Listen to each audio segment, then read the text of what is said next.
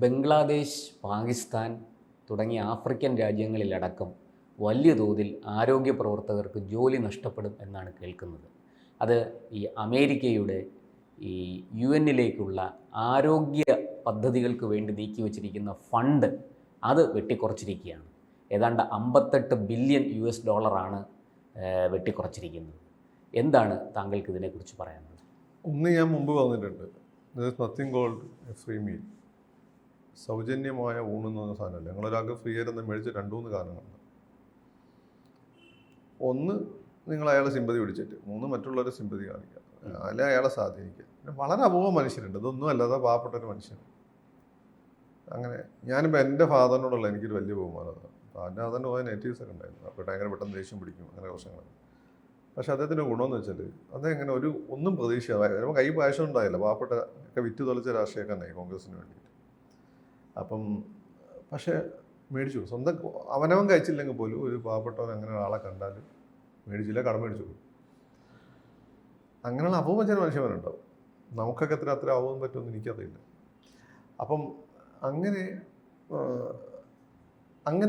ഒന്നും കൊടുക്കുന്ന ഒരു രാജ്യമല്ല അമേരിക്ക. അങ്ങനെ കൊടുത്ത രാജ്യമുണ്ട്, അത് ഇന്ത്യയാണ്. നമുക്ക് ഈ രാജ്യത്തെ ഇപ്പോഴും നമ്മൾ രക്ഷപ്പെട്ടിട്ടൊന്നുമില്ലല്ലോ. രക്ഷപ്പെടലിൻ്റെ വഴിയിലാണ്. പല മേഖലകളും നമ്മൾ സെൽഫ് റിലയൻസ് വേണമെങ്കിൽ നിങ്ങൾ രക്ഷപ്പെട്ടു പറയാൻ പറ്റും. അതെത്തിയില്ല. ഇപ്പോൾ സർവീസ് സെക്ടറിൻ്റെ ബേസിൽ ഇങ്ങനെ പോവുകയാണ് നമ്മൾ. പിന്നെ നമുക്ക് വലിയ റിസോഴ്സും വലിയ വിപണി ഉള്ളതുകൊണ്ടും പിന്നെ ശക്തമായ ലീഡർഷിപ്പ് ഉള്ളതുകൊണ്ടും പിന്നെ ജനങ്ങൾക്ക് പൊതുവെ രാജ്യത്തോട് കൂടുതലുള്ളതുകൊണ്ടൊക്കെ നമ്മൾ പിടിച്ചു നിൽക്കുക. എന്നിട്ട് നമ്മൾ ചുറ്റുപാടുള്ള രാജ്യങ്ങളെയും ആഫ്രിക്കൻ രാജ്യങ്ങളെയൊക്കെ നമ്മൾ സഹായിക്കുന്നുണ്ട്. അത് മുമ്പ് ഞാൻ ഹിന്ദുവിൽ വായിച്ച ലേഖനമാണ്. അപ്പം ഒരു അമേരിക്കക്കാരൻ ഇന്ത്യൻ കമാൻഡറോട് ചോദിച്ചിട്ട്, സിയാറ ലിയോൺ നിങ്ങൾ എന്തിനാണ് ഇവിടെ വരുന്നത്? ഞങ്ങൾക്ക് ഇവിടെ വജ്രഖനനം തുടങ്ങിയ ഒരുപാട് സാധ്യതകളുണ്ട്. അപ്പോൾ നമ്മുടെ കമ്പനികൾക്ക്, അപ്പോൾ അവരെ പ്രൊട്ടക്ട് ചെയ്യാനാണ് ഞങ്ങൾ വന്നത്. ഇവിടെ കപ്പലുകളുടെ പ്രശ്നം തീർക്കുക എന്നുള്ള നമ്മളെ പ്രോബ്ലമല്ല. അപ്പോൾ നിങ്ങൾക്ക് എന്താണ് ഇവിടെ കാര്യം? നമുക്കവിടെ സത്യം ഒരു കാര്യമില്ല. നമ്മൾ പീസ് കീപ്പിംഗ് ഫോഴ്സ് ഏറ്റവും കൂടുതൽ ആളുകൾ വിടുന്ന രാജ്യം നമ്മളാണ് ആഫ്രിക്കയിലൊക്കെ. അത് നമ്മളെ ഈ ഒരു മനസ്സുകൊണ്ടായിരിക്കും ഇന്ത്യക്കാരൻ്റെ ആ ഒരു. പക്ഷേ അത് ആ മനസ്സ് ഇപ്പം എത്ര ഇന്ത്യക്കാർക്ക് ഉണ്ടെന്ന് എനിക്കറിയില്ല കേട്ടോ. ഞാൻ പറഞ്ഞ വളരെ അപൂർവം ചില ആളുകൾക്ക്. ഇന്ത്യക്ക് പൊതുവെ അങ്ങനെ മനസ്സുണ്ട്.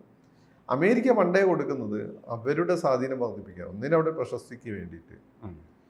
പിന്നെ ഇവിടെ ചില ഫൗണ്ടേഷൻസ് ഉണ്ട്. അതായത് ഈ അമേരിക്കൻ സ്റ്റേറ്റ് ഡിപ്പാർട്ട്മെൻറ്റിൻ്റെ ഭാഗമല്ലാതെ ജീവകാരുണ്യം, പാവങ്ങളെ സഹായിക്കണമെന്ന് വിചാരിക്കുന്നത്. ഇപ്പോൾ നമ്മുടെ ബിൽഗേറ്റ്സിൻ്റെ ഒക്കെ ഫൗണ്ടേഷൻ, അവരൊക്കെ ഇഷ്ടംപോലെ കാശ് ഈ ജീവിതത്തിൽ ഒന്നുമില്ല, നേടാനില്ല. അപ്പോൾ അങ്ങനത്തെ ഒരു അവസരത്തിൽ നമ്മൾ അങ്ങനെ തലത്തിലേക്ക് പോകും.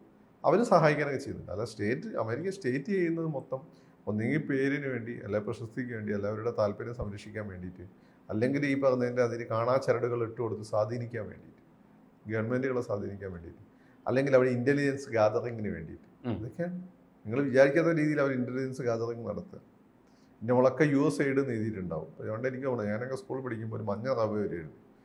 ഞാൻ വീട്ടിൽ പോയിട്ട് അയക്കും. ഞാൻ അയക്കാൻ നിൽക്കാറില്ല. ചോളത്തിൻ്റെ നിങ്ങൾക്ക് ഓർമ്മ ഉണ്ടോ? നമ്മളൊക്കെ ഏതാണ്ട് ഒരു ഏജല്ലേ.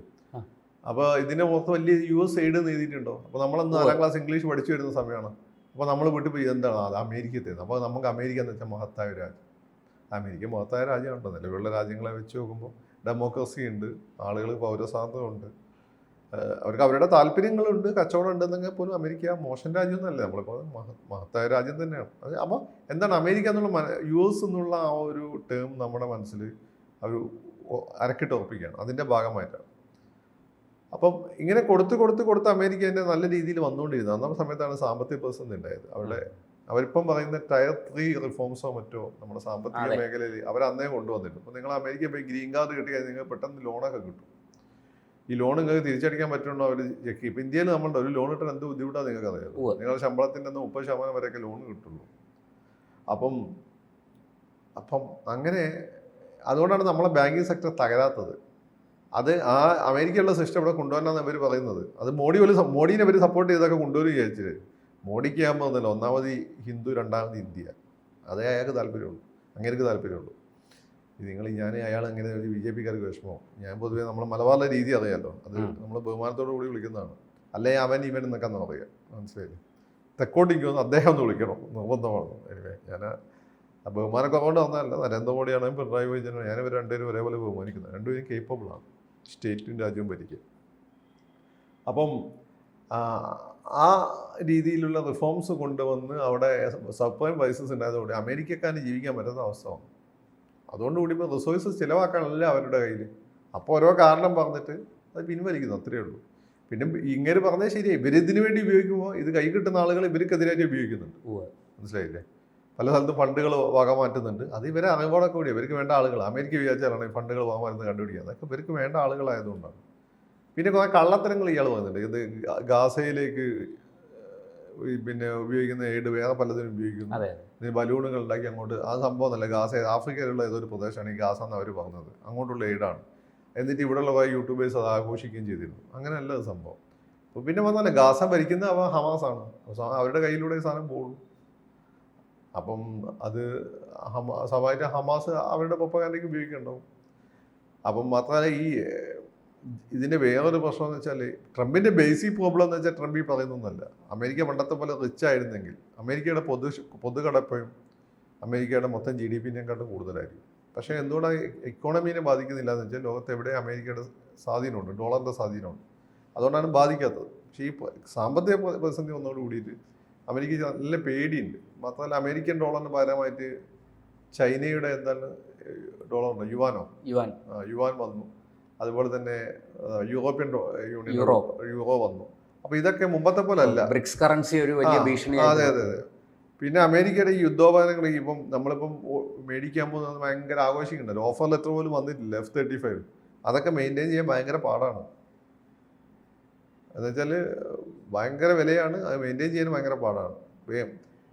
അപ്പോൾ ഇതിനൊക്കെ വേണ്ടിയിട്ടുള്ള എക്സ്പെൻഡിച്ചർ അവിടെ വളരെ കൂടുതലാണ്. അപ്പം ആയുധങ്ങൾ ഉണ്ടായിട്ട് കാര്യമല്ലല്ലോ, അത് കൃത്യമായി ഉപയോഗിക്കാനുള്ള കാശ് കൂടി കയ്യിൽ വേണ്ട. അങ്ങനെയുള്ള പ്രശ്നങ്ങൾ അമേരിക്കയുണ്ട്. അപ്പോൾ ട്രംപ് അതിനൊരു കാരണം കണ്ടുപിടിച്ചാണ്. എന്നിട്ട് അമേരിക്ക കടന്ന് നമ്മളെ പൈസ എങ്ങനെക്കാണ് പോയിക്കൊണ്ടിരുന്നത്, അത് നമ്മൾ ഇനി അത് സമ്മതിക്കുന്നില്ല, ഞാനിതൊക്കെ നിങ്ങൾ തിരിച്ചുകൊണ്ടില്ല. ഇന്ന് തിരിച്ചെത്തിട്ട് കൊടുക്കുന്നുണ്ടെന്ന് കണ്ടേനാ വേണം. മുമ്പ് ഒരു ഫസ്റ്റ് ടൈമിൽ അവിടെ ഉണ്ടായിട്ട് എന്താ കാര്യം ചെയ്ത്, ഒബാമ ഉണ്ടായിക്കൊണ്ട് വന്ന ഒരു ഇൻഷുറൻസ് സ്കീം ഉണ്ടായിരുന്നു, അതെടുത്ത് മാറ്റിയത്. ഇതിൽ നാട്ടിലെടുക്കുന്ന ഗുണമുണ്ട്. എനിക്ക് മനസ്സിലായി അയാൾ എന്തിനാണ് ഇത് മാറ്റിയത്. ഇന്ത്യയിൽ നല്ല ഇൻഷുറൻസ് ഭീം യോജന എന്ന് പറഞ്ഞത്, രാഷ്ട്രീയ ഭീം യോജന വാജ്പേയി കൊണ്ടുവന്നിട്ടുള്ള സിസ്റ്റം ഉണ്ടായിരുന്നു. അത് ഞാൻ അതിൻ്റെ ഗുണഭോക്താവ്. എനിക്ക് കണ്ണിന് എന്തൊരു അസുഖം വന്നു, ഞാൻ സിവിൽ സർവീസിന് പഠിക്കുമ്പോൾ. നാട്ടിൽ വന്നാൽ എനിക്ക് കാർഡ് ഉണ്ടായിരുന്നു, എനിക്കെൻ്റെ കുടുംബത്തിൽ കാർഡ് ഉണ്ടായിരുന്നു. ഞാൻ ഇത് എടുത്തുകൊണ്ട് പോയിട്ട് കോഴിക്കോട് മുനീറിൻ്റെ കണ്ണാശുപത്രി ഉണ്ടല്ലോ, കോഴിക്കോട്, അവിടെ ഇപ്പോൾ 5 പൈസയും ചിലവായില്ല. അപ്പോൾ അതല്ലായിരുന്നെങ്കിൽ അവിടെ ശരിക്കുള്ള ബില്ലെന്ന് 900 രൂപയാണ്. 5 പൈസയും ചിലവായിട്ടില്ല. അത് വാജ്പേയിയാണ് കൊണ്ടുവന്നത്. പിന്നെ വാജ്പേയി പിന്നെ കോൺഗ്രസ്സുകാർ വന്നപ്പോൾ അവരത് കൊണ്ടുവന്നു, അവരെ കണ്ടിന്യൂ ചെയ്തു. ഇപ്പം അതിൻ്റെ സ്ഥിതി എനിക്കറിയില്ല. പിന്നെ BJP ഒരേപോലെ ഇതിനെതിരായിരുന്നു, ട്രംപും എതിരായിരുന്നു. ഇവരൊക്കെ എന്തിനാണ് ഇത്തരം പ്രൊജക്റ്റുകൾ എതിരാക്കുന്നത് എനിക്ക് മനസ്സിലായിട്ട്. വാജ്പേയി കൊണ്ടുവന്ന പ്രൊജക്റ്റാണ്. ഇപ്പം എന്തായാലും സ്ഥിതി എനിക്ക് അറിയില്ലല്ലോ, കാരണം സ്റ്റാറ്റസ് ഇന്ത്യയിൽ എന്താണെന്ന് അറിയില്ല. ഏതായാലും ഇപ്പം ഇൻഷുറൻസ് പദ്ധതികൾ ബാങ്കുമായിട്ട് ചേർന്ന് വേറെ പല പദ്ധതികളുണ്ട്. പക്ഷെ മറ്റേത് ഭയങ്കര നമുക്ക് ഹസിൽ ഫ്രീ ആയിരുന്നു. നമ്മൾ നേരെ പോവാ, ഈ കാർഡ് അങ്ങോട്ട് കൊടുക്കുക, നമുക്ക് നേരെ കാർഡ് അങ്ങോട്ട് കൊടുക്കുക, വേറെ ഒരു പ്രശ്നമില്ല. ഇപ്പം ഗവൺമെന്റിന്റെ ഒരു സംവിധാനമല്ലേ, എന്താണ് അതെല്ലാ ഹോസ്പിറ്റലുകളും എടുക്കുന്നില്ല എന്നോ. അല്ല, അത് സ്റ്റേറ്റിന്റെയും ഉണ്ട്, സെൻട്രലിലും ഉണ്ട്. ഇപ്പം എല്ലാ ഹോസ്പിറ്റലുകളും ഒന്നും എടുക്കുന്നില്ല. പക്ഷെ ഈ സംഭവം എല്ലാ ഹോസ്പിറ്റലിലും എടുക്കുകയാണ് അന്ന്. അത് കൃത്യമായി കാശ് വരുന്നു. ഈ ഹോസ്പിറ്റലുകളുടെ പ്രശ്നം വെച്ചാൽ കൃത്യമായി കാശ് വരുന്നു എന്നുള്ളതാണ്. കൃത്യമായി കാശ് വരുന്ന ഉറപ്പിട്ടി അവരെടുക്കും. അപ്പോൾ സ്റ്റേറ്റ് ഗവൺമെന്റിന് ഇപ്പം പലരും എടുത്തു തുടങ്ങിയിട്ടുണ്ട്. ഇപ്പം പല ഹോസ്പിറ്റലുകളും എടുത്തു തുടങ്ങിയിട്ടുണ്ട്. തിരുവനന്തപുരത്ത് ആദ്യം എനിക്ക് SK ഹോസ്പിറ്റൽ മാത്രമായിരുന്നു, നിംസും എടുക്കുകയായിരുന്നു. ഇപ്പം വേറെ പല ഹോസ്പിറ്റലുകളും എടുത്തു തുടങ്ങി. കോഴിക്കോടാണെങ്കിൽ നമ്മുടെ മിംസ് ആദ്യം എടുക്കുകയായിരുന്നു തോന്നുന്നു. വേറെ നിർത്തി വെച്ചിരിക്കുകയാണ്, വീണ്ടും ചർച്ചകൾ നടക്കുന്നുണ്ട്. അത് പക്ഷേ ഹെൽപ്ഫുള്ളാണ്, പക്ഷെ എല്ലാവരും എടുക്കില്ലായിരുന്നു. പക്ഷെ ഇപ്പം അതൊക്കെ എടുത്തു വരുന്നുണ്ട്. അപ്പോൾ അത്തരമുള്ള സിസ്റ്റം ജനങ്ങൾക്ക് ഗുണം ചെയ്യും.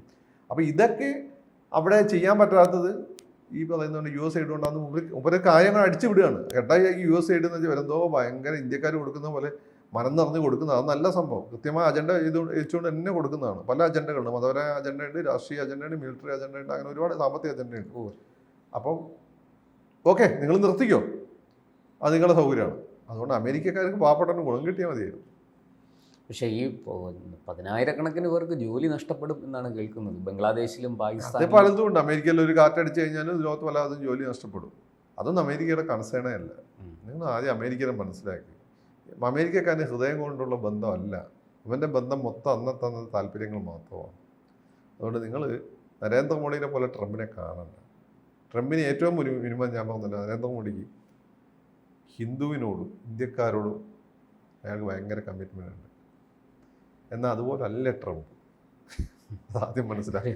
കച്ചവടമാണ് അവിടുത്തെ. ഇതുപോലെ തന്നെയാണ് ഒബാമയും. ഇവർക്കൊന്നും അങ്ങനെ മനുഷ്യപ്പറ്റില്ല. പിന്നെ അവിടെയുള്ള വലിയ കോർപ്പറേറ്റുകളുണ്ട്. കോർപ്പറേറ്റുകളുടെ ടോപ്പ് അതായത് ഇപ്പോൾ ബിൽ ഗേറ്റ്സിനെ പോലുള്ള ആളുകൾ, അവർക്ക് കുറച്ച് മനുഷ്യപ്പറ്റുണ്ട്. ഫോർഡ്, അവർക്കൊക്കെ കുറച്ച് മനുഷ്യപ്പറ്റുണ്ട്. കാരണം ഇനി അങ്ങോട്ടൊന്നും ഇല്ല, ഇനി ഭൂമിയിൽ ഇനി അവർക്കൊന്നും നേടാനില്ല. അപ്പോൾ ആ നമ്മൾ ചുറ്റുപാടും നോക്കും, കഷ്ടപ്പെടുന്നവർക്ക് നമുക്ക് മനസ്സിലും ഉണ്ടാവും, സ്വാഭാവികമാണ്. നമ്മുടെ രാജാക്കന്മാരൊക്കെ, അശോകനൊക്കെ വേണ്ട യുദ്ധം നിർത്തി അതുകൊണ്ടാണ്. ആ അവസ്ഥയുള്ള ചില ആളുകളുണ്ട്, അവരെ നമുക്ക് ഡിപ്പെൻഡ് ചെയ്യാം. ബാക്കിയെല്ലാം രാഷ്ട്രീയമാണ്, സാമ്പത്തികമാണ്. കൂടുതൽ വാർത്തകളും വിശേഷങ്ങളും നിങ്ങളിലേക്ക് എത്താൻ ABC മലയാളം സബ്സ്ക്രൈബ് ചെയ്യുക, ബെൽ ബട്ടണും അമർത്തുക.